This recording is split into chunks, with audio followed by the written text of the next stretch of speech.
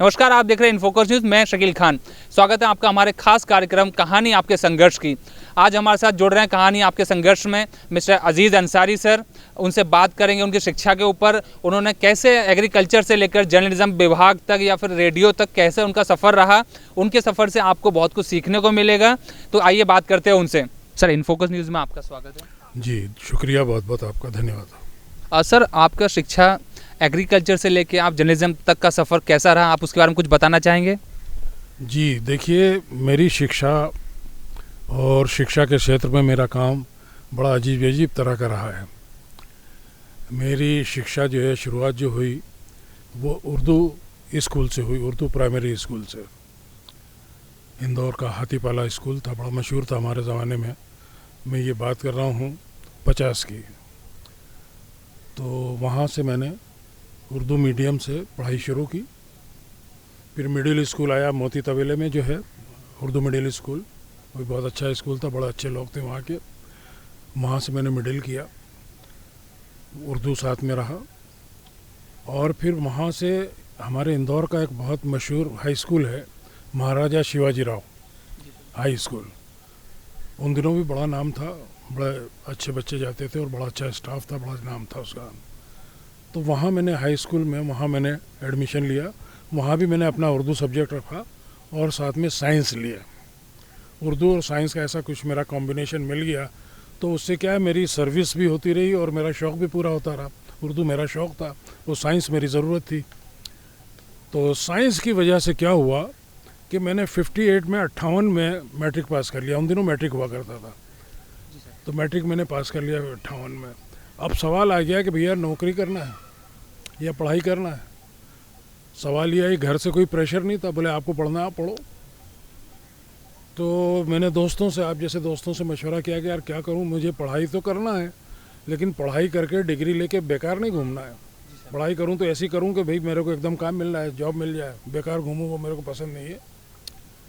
तो कुछ दोस्तों ने राय दी, यार बोले अगर तुमको अंसारी ऐसा ही चाहते हो कि इमीडिएट तुम्हें जॉब मिल जाए, गवर्नमेंट जॉब, तो तुम ऐसा करो एग्रीकल्चर का सब्जेक्ट ले लो। उन दिनों एग्रीकल्चर की चर्चाएं ज़्यादा थीं और सन 58 में ही इंदौर में यहाँ प्लांट इंस्टीट्यूट है हमारे यहाँ पास में, यहाँ से वहाँ कॉलेज शुरू हो रहा था। कॉलेज की बिल्डिंग तो नहीं थी लेकिन उस इंस्टीट्यूट में बहुत सारे डिपार्टमेंट थे वगैरह वगैरह, रिसर्च वगैरह होता था एग्रीकल्चर का। वहाँ उन्होंने कॉलेज शुरू कर दिया। तो इंटर्नशिप हुआ, सब कुछ हुआ, इंटरव्यूज़ हुए, सब हुआ और मैंने भी अप्लाई कर दिया था, मुझे भी बुलाया गया। तो जाहिर जिस तरह के इंटरव्यू होते हैं सब मुझसे पूछा गया कि आप एग्रीकल्चर में आए हैं, खेती बाड़ी का कोई तजुर्बा है आपको एग्रीकल्चर का? मैंने कहा बिल्कुल नहीं है। तो फिर मैंने कहा साहब शौक़ है, हर चीज़ सीखने से आती है, मुझे भी शौक़ है, सीख जाऊंगा सब, उसमें क्या है, मेहनत करूंगा थोड़ा सा। आप देख लो बड़ा मुश्किल है, बड़ी मेहनत होती है, होती है। नहीं वो तो मैंने ठान लिया, मेहनत तो करनी ही है, मेहनत से तो बगैर काम कुछ होता नहीं है। खैर वो जो इंटरव्यू होना था हो गया। मेरे पास कोई एग्रीकल्चर का, खेती बाड़ी का कोई तजुर्बा नहीं था, लेकिन ना जाने क्यों उन लोगों के समझ में आ गया, सारे जो मेरे सीनियर्स बैठे थे, सिलेक्टर्स बैठे थे, उन्होंने मुझे सिलेक्ट कर लिया। तो ये सवाल आया जब मेरा सिलेक्शन हो गया, तो सब ने कहा यार ये क्या कर लिया तुमने, क्या पढ़ने जा रहे हो, किसी ने नहीं पढ़ा वो सब्जेक्ट तुमने ले लिया। मैंने कहा ठीक है, अब हर एक का अपना वो शौक़ है, लेकिन मेरा एम तो वो था, ये डिग्री हासिल करने के बाद काम मुझे चाहिए, बेकार नहीं घूमना है। तो साहब वो कॉलेज शुरू किया। अब कठिनाइयों का दौर शुरू होता है, मुश्किलों का दौर शुरू होता है। घर वालों को सिर्फ इतना मालूम था कि मैं पढ़ने जाता हूँ, कहाँ जाता हूँ, क्या पढ़ता हूँ, क्या करता हूँ, किसी को कोई इंटरेस्ट नहीं था। पता लगा कि सुबह 7 बजे हमारा प्रैक्टिकल होता है 2 घंटे का, 7 से लेकर 9, और मैं करीब 7-8 किलोमीटर दूर रहता था कॉलेज से, मेरा घर जो था। उन दिनों कोई स्कूटर वगैरह कुछ नहीं था, सिर्फ साइकिल थी आने जाने के लिए। तो सुबह घर से निकलना करीब 6 बजे, 7 बजे कॉलेज पहुंचना, 2 घंटे प्रैक्टिकल अटेंड करना, प्रैक्टिकल यानी बाकायदा फील्ड में काम करना, और फिर 9 बजे वहाँ से निकल के घर आना। घर में आपको हैरत होगी कि चाय नाश्ता भी खुद ही बनाना पड़ता था, क्योंकि मेरी माँ की मैंने सूरत ही नहीं देखी। इतना छोटा था, शायद साल भर के रहा होगा, तभी उनकी डेथ हो गई। और फादर ने दूसरी शादी नहीं की कि दूसरी आएगी, क्या मालूम क्या तकलीफ दे बच्चों को। बहनें थीं, उनकी शादी हो गई, तो घर में कोई संभालने वाला ही नहीं था, तो खुद ही सब कुछ करना था। खैर, चाय नाश्ता कभी मिल जाता था, कभी नहीं मिलता था, कभी बना लेते थे, कभी चले जाते थे। और किसी तरह 11 बजे कॉलेज फिर पहुंचना है, कल पहुंच जाते थे। और फिर वो शाम के 5 बजे तक क्लासेस चलती थी। कभी घर से नाश्ता कर लिया, खाना वाना खा लिया थोड़ा बहुत, तो चल जाता था। कभी कभी इतना वक्त नहीं रहता था कि कुछ बना सकें या कुछ खा सकें, तो वैसे ही चले जाते थे। कभी कभी बहुत ज़्यादा भूख लगती थी, तो आपको हैरत होगी कि वो एग्रीकल्चर के सारे फील्ड थे वहाँ, तो वहीं जाता था मैं, काम वहीं करता था। तो कभी कभी जैसे भुट्टे का सीज़न है, किसी भुट्टे के खेत में मक्का के उसमें जा गए, भुट्टे उट्टे तोड़ के वही खा लिए और वैसे काम चला लिया। तो ऐसे भी गुजारा किया हमने पढ़ाई के पीछे। और 63 या 64 में मैं ग्रेजुएट हो गया। एक ख़ास बात बताने की यहाँ ये है कि ग्रेजुएट हो गया और भी मेरे साथी सब ग्रेजुएट हो गए, लेकिन ग्रेजुएट होने से करीब 6 महीने पहले, साल भर पहले गवर्नमेंट ने हमसे कॉन्टेक्ट किया। देखिए, आप डिग्री मिलने वाली है आपको, आप डिग्री लेकर कहीं और नहीं जाएंगे जॉब करने, हमारा ही जॉब करेंगे, हमारी ही नौकरी करेंगे, और उसके लिए हम आपको इतना पैसा देते हैं और ये कॉन्ट्रैक्ट आपको साइन करो कि आप कहीं और नहीं जाओगे, साइन कर रहे। तो अंधा क्या मांगे, 2 आंखें, हमने को तो यही चाहिए था और क्या था। तो साहब गवर्नमेंट ने हमें पैसे दिए, कितने दिए, शायद 5,000 रुपये दिए होंगे, कॉन्ट्रैक्ट साइन करा लिया, तो पैसा भी मिल गया, नौकरी भी मिल गई एक तरह से। जैसे डिग्री आई तो पोस्टिंग शुरू हो गई। पहला पोस्टिंग मेरा जबलपुर हुआ, as a soil survey assistant, जाकर ज्वाइन कर लिया। 8 रोज़ बाद घर से खबर आई कि आपका एक लेटर और आया है, वो आपको देपालपुर में एक्सटेंशन ऑफिसर बनाया गया है, तो यहाँ जाओ कि अपना देपालपुर इंदौर के पास है। मैंने कहा नहीं, अब तो मैं यहाँ गया, यहीं अच्छा लग रहा है मुझे, मैं नहीं आता हूँ। ये हालत थी उन दिनों सर्विस की। मेरा बताने का मतलब ये है, आज क्या हाल है ये भी आप लोग सोच जाना, लेकिन ये हमने जब ग्रेजुएशन किया तो उस वक्त ये हाल थी कि गवर्नमेंट खुद चाहती थी, और बहुत सारे डिपार्टमेंट थे, बैंक्स थे, ये थे, सब बुलाना चाहते थे, सब हमें चाहते थे। इफ़को, क्रिप्को, बड़ी बड़ी कंपनी आ गई थी, सबको हमारी ज़रूरत थी। लेकिन गवर्नमेंट ने पहले ही कह दिया था कि नहीं, आप कहीं नहीं जाएंगे, हमारे ही मुलाजिम बन के रहेंगे। ठीक है साहब, आप गवर्नमेंट के मुलाजिम बन गए। तो इस तरह मैंने यूनिवर्सिटी ज्वाइन कर ली, एग्रीकल्चर डिपार्टमेंट में आ गया। एग्रीकल्चर डिपार्टमेंट में साल एक भर काम किया होगा। और उसके बाद ये जो डिपार्टमेंट था, ये जो कॉलेज वगैरह था, एक जवाहरलाल नेहरू यूनिवर्सिटी बन गई पूरे मध्य प्रदेश में। तो हमारा सारा कॉलेज वगैरह जो था ये सब यूनिवर्सिटी में चला गया। तो अब मैं यूनिवर्सिटी का एम्प्लॉई हो गया, उससे पहले गवर्नमेंट का एम्प्लॉई था। जब यूनिवर्सिटी का एम्प्लॉई हो गया और जो मेरे डायरेक्टर्स वगैरह मिले मुझे जबलपुर में, अब बातचीत हुई, उन्होंने पूछा कि भाई अंसारी कहाँ के हो, क्या हो। तो मैंने कहा साहब मैं तो इंदौर का रहने वाला हूँ। अरे तो फिर यार तुम जबलपुर में क्या कर रहे हो। मैंने कहा साहब यहीं मेरा पोस्टिंग हुआ था इसलिए यहाँ हूँ। अरे भाई इंदौर में अपना बहुत अच्छा कैंपस है अपनी यूनिवर्सिटी का। और मैंने कहा है बहुत अच्छा। तो बोले इंदौर जाना चाहोगे। मैंने कहा यार क्यों नहीं जाना चाहेंगे। खैर वो बेचारों ने उनको मेरा ट्रांसफ़र इंदौर कर दिया और फिर मैं इंदौर आ गया। इंदौर रहा मैं 7-8 साल। उसमें एक फ़ायदा ये हुआ कि मैंने बीएससी कर लिया था, लेकिन चूंकि यूनिवर्सिटी का जॉब मेरे को मिल गया था, गवर्नमेंट के बजाय यूनिवर्सिटी आ गई। यूनिवर्सिटी में ये फैसिलिटीज़ है कि आप सर्विस भी करते रहते हो और अपनी पढ़ाई भी आगे कर सकते हो। तो उसको इन सर्विस कैंडिडेट कहते हैं कि सर्विस करने वाला ये हमारा स्टूडेंट है। तो मैंने एमएससी केमिस्ट्री एमएससी में मैंने एडमिशन ले लिया। उसमें ये होता है कि अगर वो 2 साल में मेरा कोर्स पूरा होता है तो इन सर्विस वाले को 3 साल में कोर्स पूरा करना पड़ा। मैंने ठीक है 3 साल में करेंगे। तो मैं बीएससी करके जॉब में आए थे, फिर एमएससी में एडमिशन मिल गया, यहीं काम करते हुए एमएससी कर लिया। अब एमएससी कर लिया, उसके बाद पीएचडी होती है। लोगों ने ये कहा कि अंसारी क्या इरादे हैं पीएचडी के। मैंने कहा तुम्हारे हाथ जोड़ूं, मैं पीएचडी नहीं करना है मुझे। क्यों नहीं करना है। मैंने कहा यार एमएससी करके इतना फ्रस्ट्रेशन हो रहा है। जो साले में ग्रेजुएट हैं, जो बीएससी, वो भी यही कमा रहे हैं, मैं भी यही कमा रहा हूँ, यही काम कर रहा हूँ। पीएचडी करके भी मैं यही करूँगा, क्या मेरे को हो जाएगा। इसलिए मेरा फ्रस्ट्रेशन और बढ़ जाएगा, मैं तो नहीं करता। मैं अच्छा हूँ। खैर जानबूझकर मैंने नहीं किया उसे। तो ये सारी बात हुई। अब यूनिवर्सिटी में ये सब हो गया, एमएससी मैंने कर लिया। लेकिन जैसा कि अभी मेरा शौक़ था, अब मैं थोड़ा सा अपना मेरा जो करियर जो चेंज हो रहा है वो बता रहा हूँ आपको। मेरा जो शौक़ था, जो शुरू मैंने बताया कि उर्दू मेरा सब्जेक्ट था, लिखना पढ़ना मेरा सब्जेक्ट था, यहाँ जो एग्रीकल्चर कॉलेज था इंदौर में, इसके पास में ऑल इंडिया रेडियो भी है यहीं, तो इनसे यारी दोस्ती थी, आकाशवाणी आना जाना था। उन लोगों को माला पता लगा आकाशवाणी वालों को, यार मैं लिखता हूँ, ये करता हूँ, तो मुझसे काम लेने लगे, कंपेयरिंग करवाने लगे, युवाणी प्रोग्राम मुझे देने लगे। एक शाम गज़ल प्रोग्राम आता था, वो प्रेजेंट करने को मिलना रहा। तो बहुत सारा काम उधर काम करता था कॉलेज में, और इधर आकर फिर अपना शौक़ पूरा करता था रेडियो पर आकर। तो ये दोनों काम चलते रहे। अब हुआ क्या इस बीच में कि यूपीएससी से वांट्स निकली जो मेरी क्वालिफिकेशन को बहुत सूट करती थी। वो अपने आप जैसे दोस्त जो लोग रहते हैं, अपने खैरख्वाह रहते हैं, अपना अच्छा चाहते हैं, जो उन्होंने कहा यार अंसारी अप्लाई कर दो, बहुत अच्छी तेरे लिए सूटेबल वो है और तू अप्लाई कर दे इसको। अच्छा, एक तो ये उनका लोगों का कहना था, पोस्ट भी थी, सब कुछ था। और दूसरा ये था कि जब हम पढ़ रहे थे, जब हम ग्रेजुएट हुए थे, तो मेरे कुछ साथी दिल्ली में एडमिशन उन्होंने ले लिया था, पीएचडी या एमएससी वगैरह कर रहे थे। पूसा इंस्टीट्यूट दिल्ली का बड़ा मशहूर है पूरे देश में, हमारे यहाँ का एग्रीकल्चर के मामले में बहुत मशहूर है, तो वो वहाँ चले गए थे। तो मेरे अच्छे दोस्त थे। उन दिनों यूपीएससी क्या करता था कि जो कैंडिडेट को बुलाता था इंटरव्यू वगैरह के लिए, तो आने जाने का किराया वगैरह सब देता था। तो बोले यार अपने दोस्तों से ही मिलना हो जाएगा, वहाँ दिल्ली में हैं, वैसे तो जा नहीं सकते, अगर यूपीएससी बुलाता है किराया वराया देगा, अपने दोस्तों से मिलाएंगे, चुनाव सिलेक्शन हो गया तो ठीक है, नहीं तो कोई बात नहीं, अपन तो काम कर ही रहे। तो साहब यूपीएससी में अप्लाई कर दिया और वहाँ से कॉल आ गया तो फेस कर लिया इंटरव्यू, और बहुत दबंग होकर इंटरव्यू फेस किया, क्योंकि अपने को काम की ज़रूरत थी नहीं। तो कॉन्फिडेंस रहता है ना इंसान को, यार क्या करेंगे, हमारा सिलेक्शन नहीं करेंगे और क्या। तो जो एक्सपर्ट्स आए थे उनसे मेरी बहुत बहस हुई, क्योंकि मैं यहाँ काम करता था, नॉलेज तो था ही मेरे को सारी वैसे। तो उन दिनों ड्राई फार्मिंग का बड़े चर्चे थे। ड्राई फार्मिंग अब तो पुरानी हो गई, ड्राई फार्मिंग सब समझने लगे, लेकिन उन दिनों तो कोई समझता ही नहीं था क्या होता है ड्राई फार्मिंग।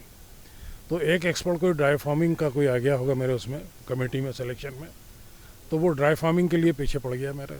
तो मेरे को क्योंकि अच्छा अनुभव था यहाँ का, तो ड्राई फार्मिंग में मैं उससे खूब मैंने बहस की एक बात। तो मुझे ये लगा कि अरे मेरा सिलेक्शन तो होगा नहीं, लेकिन ये बड़ी अच्छी बात है कि उसने मेरी उस बहस से जो बातचीत हुई, उसने उसको अदरवाइज़ नहीं लिया, बाकी उसने उसको मेरी क्वालिफिकेशन समझा कि यार आदमी में कॉन्फिडेंस है, कुछ है, जब इतनी बातें कर रहा है। और यूपीएससी में सिलेक्शन हो गया। कहने का मतलब ये, यूपीएससी में सिलेक्शन हो गया तो यूपीएससी ने ऑल इंडिया रेडियो को लिखा, यानी इसको एग्रीकल्चर कॉलेज को लिखा कि भाई हमारा कैंडिडेट आपके यहाँ है, उसका सिलेक्शन हो चुका है और हमने उसका पोस्टिंग यहाँ किया है ऑल इंडिया रेडियो में, आप उसको रिलीव करो। अब ये लोग रिलीव ना करें मेरे को, कॉलेज वाले, मैं बड़ी मुश्किल में यहाँ क्या करूँ। शहर इधर से बड़ा प्रेशर हो जाए। जेडी भवेजा यहाँ के डायरेक्टर थे, वहाँ से दिल्ली वालों ने उनको लिखा कि भाई जाओ, वो अंसारी को निकलाओ वहाँ से। उसने भी जाकर हमारे डीन से इनसे बात की, भाई हमारा कैंडिडेट यार छोड़ दो उसे। तो एक डीन भगत करके या भार्गव करके कोई थे, बेचारा अच्छा आदमी था, उसको मेरे पे रहम आ गया। बोले अंसारी जाना चाहते हो क्या? मैंने कहा बिल्कुल साहब जाना चाहते हैं आप लोग, अगर आप इज्जत से भेजेंगे तो जाऊँगा, ऐसा ज़बरदस्ती नहीं जाऊँगा, आप नहीं गए तो नहीं जाऊँगा, नहीं जाओ। तो उसने मेरे को रिलीव कर दिया। मेरी करीब 10 साल की सर्विस वहाँ हो गई थी। 10 साल में काफ़ी फ़ंड मेरा जमा हो गया था। मैंने पैसे वैसों की परवाह नहीं की, फंड लेने होने के चक्कर में नहीं रुका। मैंने कहा लेते रहेंगे बाहर, और मैं वैसे ही आकर मैंने रेडियो में ज्वाइन कर लिया। रेडियो में पहला पोस्टिंग हुआ मेरा आकाशवाणी ग्वालियर। उन दिनों आकाशवाणी ग्वालियर, यानी ग्वालियर शहर, चंबल का शहर, ग्वालियर का शहर डेकॉइट्स एरिया, डाकुओं के लिए बड़ा मशहूर था। शरीफ आदमी का भी नाम लेना भी पसंद नहीं करते थे, इतने डाकू थे, रिमाइंस इतने थे बड़े बड़े, ऐसे नाम थे वो। अब जब घर वालों को मालूम पड़ा कि ये हमारा बेटा तो वहाँ जा रहा है, ग्वालियर जा रहा है, तो कोई तैयार नहीं हुआ कि नहीं हम तो नहीं जाने देंगे। अब वही आप जैसे दोस्त थे, उन्होंने कहा देख यार, तो घर वालों को मत देख, तो अपना कैरियर देख भैया। उन्होंने समझाया और हिम्मत दिलाई, तो साहब मैं सबको छोड़ छाड़ के और मैंने ग्वालियर जाके ज्वाइन कर लिया। ग्वालियर ज्वाइन से कर लिया, और मेरे ख्याल से 2-2.5 साल मैंने ग्वालियर में काम किया होगा। फिर हम लोगों के सेमिनार उन दिनों बहुत होते थे, नेशनल इंटरनेशनल सब। तो एक पंजिम में वहाँ गोवा के अंदर एक हमारा सेमिनार हुआ, इंटरनेशनल सेमिनार था। दूसरे कंट्री के भी लोग आए थे, अपने इंडिया के भी थे सारे, और दिल्ली से जो हमारे डायरेक्टर थे A.W. खान, अच्छी तरह याद है मुझे, वो डायरेक्टर फॉर्म एंड होम थे हमारा, डायरेक्ट यानी मेरा बॉस था इमीडिएट वहाँ का। तो वो भी आया, तो उससे रहे वहाँ 15-20 दिन का वो सेमिनार था, साथ रहे, तो अच्छे हो गए, ताल्लुकात अच्छे हो गए, घूमते फिरते रहे, बात हुई। उसने भी यही पूछा कहाँ के रहने वाले, मैंने कहा इंदौर के रहने वाला हूँ। तो यार फिर ग्वालियर में क्या कर रहे हो? मैंने कहा साहब मजबूरी है, नौकरी है। अरे नहीं जाना चाहते हैं इंदौर। मैंने कहा हाँ साहब। वो दिल्ली गया, उसने मुझे ट्रांसफ़र कर दिया वहाँ से, ग्वालियर से इंदौर आ गया। इंदौर में फिर मस्ती है अपने, वही लिखना पढ़ना, गाना बजाना, काम करना वगैरह वगैरह सब हो जाए। तो इस तरह मैं फिर रेडियो इंदौर में आ गया। अब एक कहानी ये भी बड़ी अजीब है कि मैं रेडियो इंदौर में आ गया, कोई हमारा ट्रांसफ़र होता था ऐसा भी कुछ नहीं है, इंदौर में रहता मैं आराम से। लेकिन फिर दिल्ली से डायरेक्टर जनरल आया है, director general all India radio. वो सबसे बड़ी पोस्ट होती है हिंदुस्तान में आकाशवाणी की। इत्तेफाक से वो उनका इंदौर आना हो गया। अब चूँकि मैं अच्छी मेरी पोजीशन थी, मेरे पास जीप वगैरह सब मिली हुई थी, स्टाफ था, यूनिट थी, सब थी। तो जब भी ऐसा कोई वीआईपी आता था तो मेरे ज़िम्मे आता था कि भाई अंसारी आप संभालो इन्हें, घुमाओ फिराओ जो भी है। तो मैंने ठीक है था। और बोले ये अच्छा है, आपको डीजी के साथ घूमने का मौका मिलेगा। मैंने कहा नहीं कोई बात नहीं। तो साहब शिंदे साहब थे, मैं उनके साथ खरगोन तक गया। खरगोन में एक उनका विलेज था, उनके पेरेंट वगैरह का, उन्हें याद आ रही होगी अपने विलेज की। तो वहाँ गए और उनके गांव गए, वो मिले अपने गांव वालों से, अपने रिश्तेदारों से। मैं तो अपना काम करता रहा, घूमता फिरता रहा। शिंदे साहब से बातें होती रहीं, अच्छी खासी, बहुत शरीफ आदमी थे, ज़्यादा बात नहीं करते थे, लेकिन जो काम बात करते थे काम की करते थे। 2-3 रोज़ हम उनके साथ घूम फिर के वापस इंदौर आ गए। और बड़े सोबर आदमी थे, पोस्ट भी बहुत ऊंची थी उनकी। अगर ना जाने उसको मेरे में क्या नज़र आया कि उसने दिल्ली जाकर मुझे दिल्ली बुला लिया। दिल्ली चला गया साहब, all India radio Delhi. Delhi जाने को लोग तरसते थे, भीड़ लगी रहती थी, लेकिन मौका मिल गया मुझे, मैं चला गया। मौके का फ़ायदा उठाया मैंने, छोड़ा नहीं मैंने। दिल्ली चला गया। दिल्ली में ये एडमिनिस्ट्रेटिव पोस्ट रहती है हमारी, तो क्या 3 साल में ट्रांसफ़र आमतौर से कर देते हैं लोग, रहने नहीं देते। जैसे पुलिस का रहता है ना, एक जगह ज़्यादा दिन नहीं रहने देते हैं, इस तरह हमको भी नहीं रहने देते। क्यों? रिलेशन बन जाते हैं, फिर मिसयूज़ होता है, ये होता वगैरह वगैरह, कुछ भी सोचते होंगे। लेकिन साहब आपकी दुआ से मैं 10-12 साल दिल्ली रहा। बहुत लोगों ने कोशिश की इसको क्यों नहीं हटाते, भाई शिंदे साहब का आदमी कौन हाथ लगा सकता है, डीजी ने इसको बुलाया है। अब वो शिंदे साहब रिटायर हो गए, दूसरे डीजी बन गए।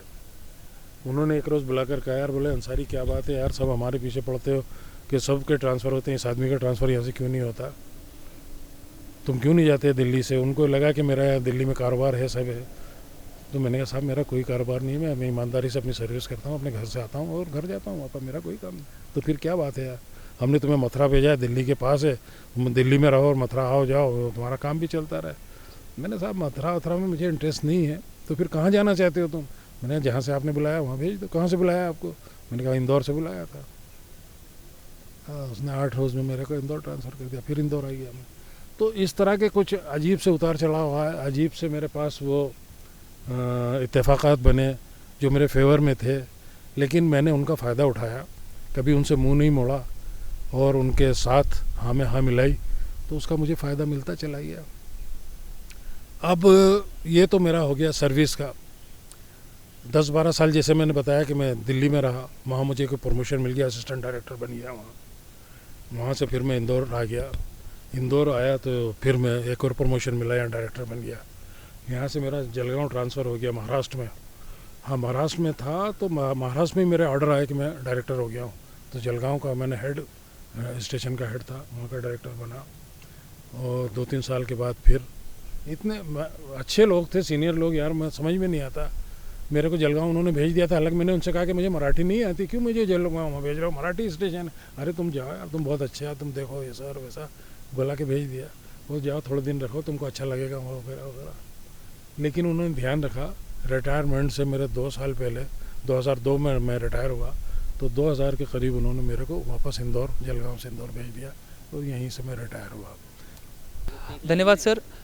ये थे मिस्टर अजीज़ अंसारी सर, जिन्होंने अपनी कहानी बताई, अपने जीवन में से जुड़े जो भी उतार चढ़ाव थे या फिर जो परेशानियां उनने झेली, वो सब आपको बताई। इन सब को बताने का मकसद सिर्फ इतना था कि आप इनसे कुछ सीख सकें। आपके जीवन में इतनी बड़ी कहानियां या फिर इतनी समस्याएं ना आएँ, बट कहीं ना कहीं आपको इनसे बहुत कुछ सीखने को मिलेगा। आप देख रहे थे हमारा खास कार्यक्रम कहानी आपके संघर्ष की। आगे और भी खबरों को देखने के लिए, जानने के लिए बने रहिए इन फोकस न्यूज़ के साथ। धन्यवाद।